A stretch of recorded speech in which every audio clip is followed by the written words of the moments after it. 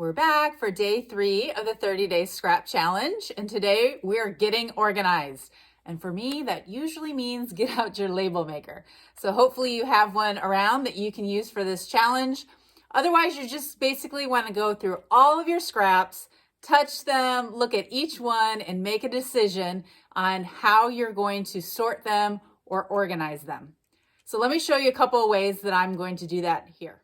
For organizing my cardstock, I found these clear hanging file folders in rainbow color on Amazon. So I'll post the link in the description below.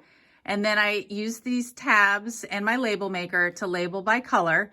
And it's great because when I'm done with my scraps, I can easily put it in the correct file color.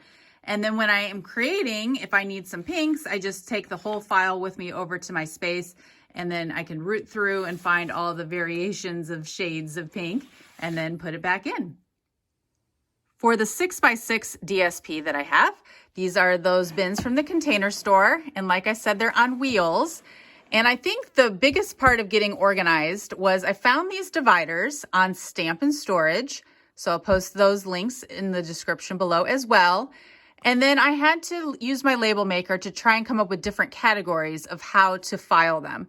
So I have 2 bins, one's for retired and one's for current. And the current I tried to do more like brights, neutrals, regals, subtles, blacks and whites, vellums, and glimmer.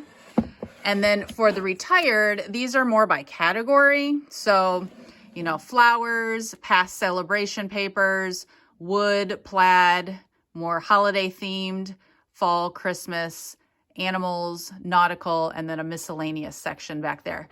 So as you can see, I'm full with 2 bins here, but I just think this makes it very easy for me to find what I'm looking for, especially that they're on wheels, and the dividers definitely help. The smaller size bin from the Container Store is what I use for my mats. And you can see here, I need to get my label maker out. This is a new project I'm working on during this scrap challenge, but I'm going to label these so that I've got more of the red patterns up here than the orange, yellow, green. As you can see, I've got them already organized. Now I just need to get my label maker out. I also have another bigger size Container Store container that I use for bases. And this is also something new that I've been trying, and I'm really liking it. But I use my cardstock cut in half and then score them so that I've got all bases just ready to go when I'm trying to just make one card. And the dividers here definitely help because then I can separate them by color, and it just makes creating so much easier. Now that's not a scraps per se, but it's just another example of how you can use these bins. And then those containers from IKEA. So the smaller one on top is labeled scraps. So like I say, they're things like already stamped or cut out that just need to be put onto a card. And then the one on the bottom is the bigger one for my DSP scraps. So basically my system as of now is when I'm done with something, I just sort of put it on top of the lid. And then when I have time, I'm going to go in and file them. Now you can see I haven't done a good job with this. It's a new project that I decided to work on.